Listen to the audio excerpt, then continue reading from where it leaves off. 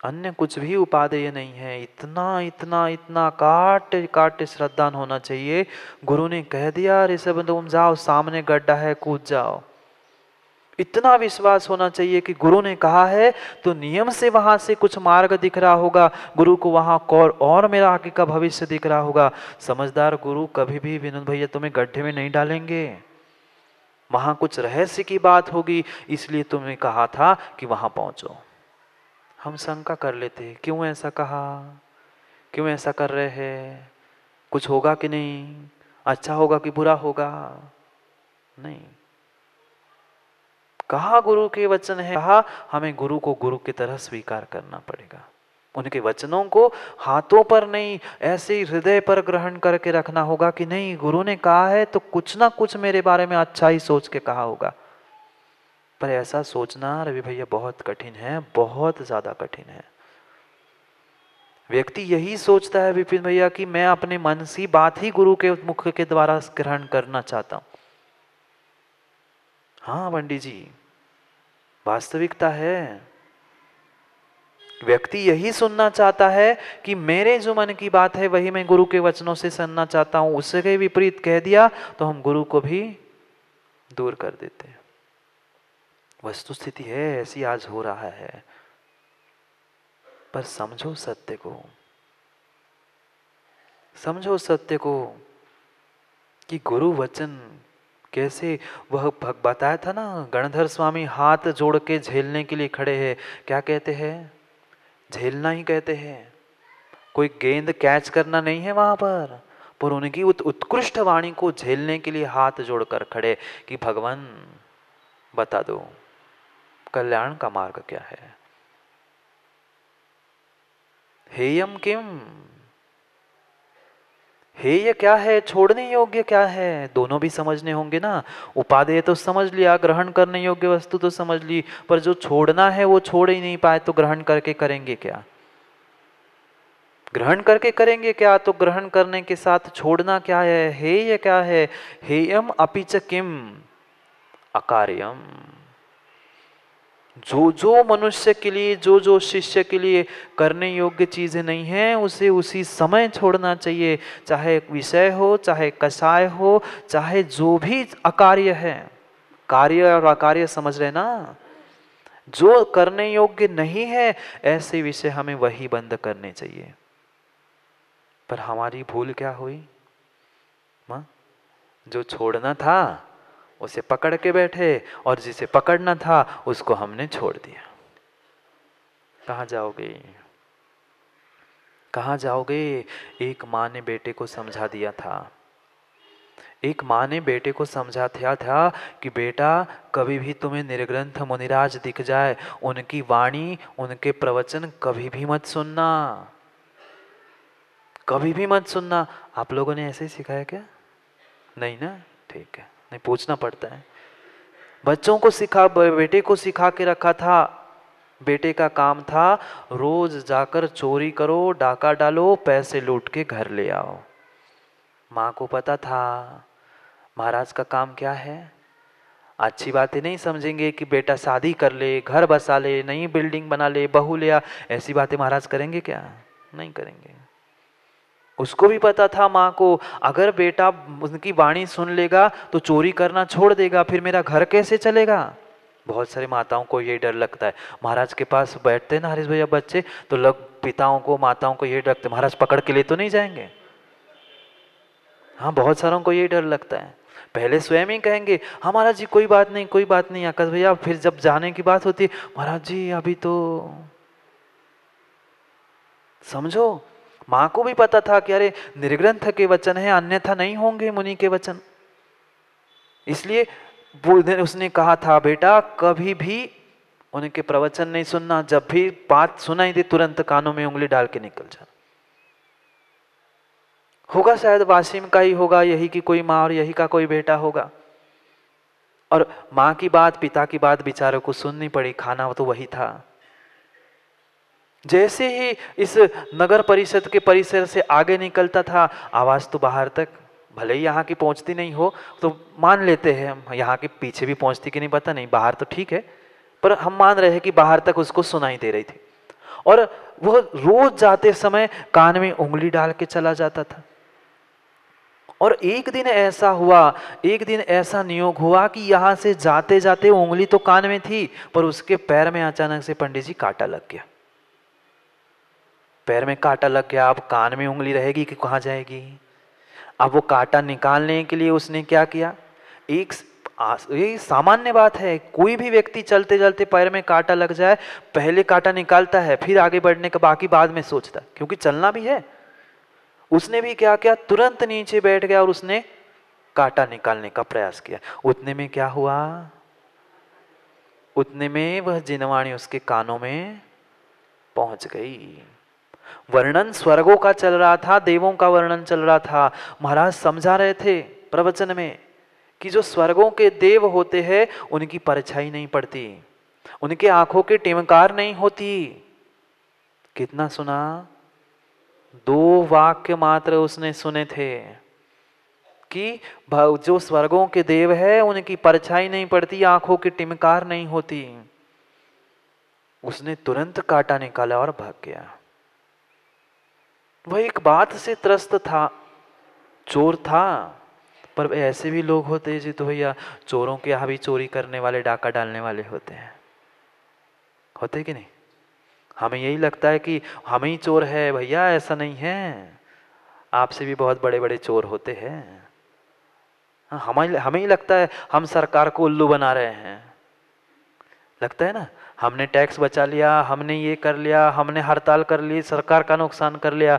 भूल मत करो, नुकसान सरकार का नहीं हो रहा है, उन्हें बहुत बड़ी अकल है, इधर से नहीं तो घुमा के कहीं ना कहीं से तुम्हारे इधर से छोड़ दिया तो जीएसटी में पकड़ लिया।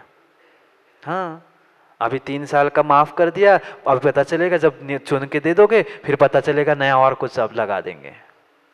माफ कर दिया ना 3 साल का रवि भैया, हाँ कम कर दिया, निकालेंगे कहाँ से, 1 साल बाद फिर पता चलेगा 19 के बाद में कहाँ से निकलता है। समझना, वह चोर था, डाका तो डालता था, पर ऐसी परिस्थिति थी कि रात में, एक श्रद्धा का विषय है भारत के लोगों में कि वह एक व्यक्ति आता था, एक स्त्री आती थी उस देवी का रूप बनाकर और कहती थी बोल बोल बोल, जितना धन है मुझे दे दे, नहीं तो मैं तुम्हारा घर परिवार सब नष्ट कर दूंगी, जला दूंगी। हम डर गए और अपने अपने कुल की बांटने में बट गए। संजो भैया, कुछ कोई नहीं करता, पुण्य के आगे कोई किसी का कुछ नहीं बाल बाका कर सकता। मत उलझो मिथ्यात्म में, मत उलझो उद्वित है मिथ्यात्म में। वह आई, मैं कुल देवता हूं, तुम मुझे कुल की प्रसन्न करने के लिए धन दिया करो। रोज रात में आती थी अंधेरे में। उसने जिनवाणी भगवान महाराज की वाणी में क्या सुना था, गुरुवचन क्या ग्रहण किए थे, 2 ही वाक्य सुने थे, स्वर्गों के देवों की परछाई नहीं पड़ती। उसने जान के, उस दिन रोज तो अंधेरे में आती थी, उस दिन जान के जैसे ही वो आई उसने लाइट चला दी। वो चिल्लाने लगी, क्या करता है क्या करता है। उसने देख लिया परछाई, और उजाले में उसकी आंखें भी टिमकार करते हुए देख लिया। उसने कहा कितनी अच्छी बात है। उसने ली लाठी और जोर जोर से पीटने लग गया उस देवी को, जो रूप बना के आई थी कुल देवता का। पीटने लग गया और क्या हुआ, फिर रोने लग गई, क्षमा कर दो, गलती हो गई, अब मैं कुछ नहीं करूंगी, मैं जाती हूं। वह देवी भी भाग गई। अब पुनः वह बेटे का काम शुरू हो गया, पर रोज और रात में पैसे लेने के लिए आती थी, अपना जो हिस्सा मांगने के लिए आती थी वो आना बंद हो गया। 2-4 दिन उसने देख लिया कि इतनी अच्छी बात है कि मैंने मात्र 2 वाक्य निर्ग्रंथ मुनि के मुख से सुने थे, मात्र 2 वाक्य, कि देवों की परछाई नहीं होती, आंखों की टिमकार नहीं होती। उन 2 वाक्यों ने मेरा कमाया, भले ही चोरी से कमाया हो पर घर में तो रहा। फिर 2 वाक्य ग्रहण करने से मेरा इतना जीवन 4 दिन में बदल गया। मेरी पूरी धन संपत्ति जो चुरा के ला रहा हूं घर में रह रही, पर मैं पूरा ही प्रवचन सुन लूंगा, पूरे गुरुवचन को ग्रहण कर लूंगा तो मेरा जीवन कितना बदल जाएगा। किसने सोचा, किसने सोचा, आपकी नहीं कह रहा हूं, चोर ने सोच लिया। इसलिए उसने गुरु के पास पहुंचा गुरु से जिनवाणी सुनी और आगे ये सत्य घटना है, पुराणों की कथा है, थोड़ी सी बदल के हमने बताई थी। हाँ, समोशरण की बात है, ये घटना हमने वासिम की कह के बताई थी समझने के लिए। वह व्यक्ति ने जो चोर था, गुरु के पास पहुंचकर उसने सब पापों का त्याग कर लिया, पंडित जी दीक्षा लेकर अपना भी कल्याण करके चला गया। 2 वाक्यों से उसका कल्याण हो गया। माँ 5 महीने से कितना कल्याण हुआ, केवल कितना सुधार पाए। पालता घड़े और पानी। आप कहते रहो महाराज जी, बहुत अच्छा कहते, बहुत अच्छी जिनवाणी, इतने अच्छे प्रवचन, क्या उतरा? भीतर कुछ नहीं है, अंदर ठन ठन गोपाल, जैसे थे वैसे ही है। 2 वाक्य गुरु के सुनकर उसने अपना कल्याण कर लिया। हम तो 2 वाक्य क्या, 2 घंटे क्या, 5 महीने से लगातार सुन रहे हैं गुरु के वचन, पर कितना अंतर पड़ा। सोचो सोचो, गुरुवचनम उपादेयम, वही उपादेय है, बाकी हेय अकार्य है। जो करने योग्य नहीं है वह सभी कार्य अकार्य है। जैसे पाप है, विषय है, कषाय है, ये सब कुछ छोड़ने योग्य है। लोग आते हैं कहते हैं महाराज जी ज़्यादा मत समझाया करो, अभी तो उम्र है स्वयं एंजॉय करने की लाइफ, और अभी तो महाराज जी आप सब कुछ यही सिखा दोगे, फिर हमारा कुछ मन ही नहीं लगता।